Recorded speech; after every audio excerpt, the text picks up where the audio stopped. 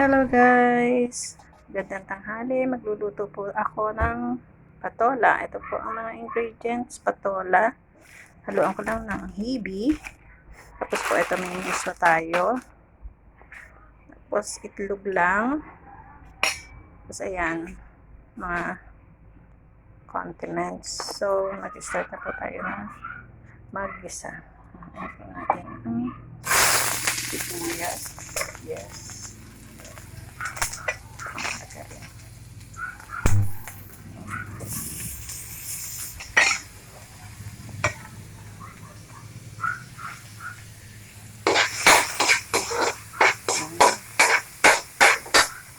Bawang.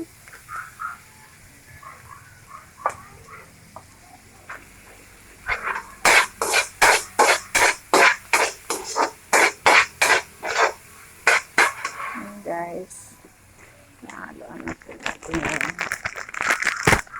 hibi.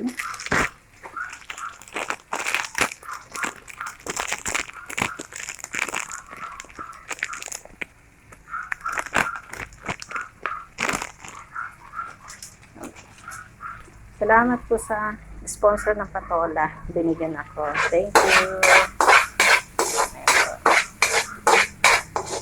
Guys, pag ito naluto, ipakita ko sa inyo kung paano. Kasi hindi ka nakapitas ng malunggay sa aking maliit na halamanan.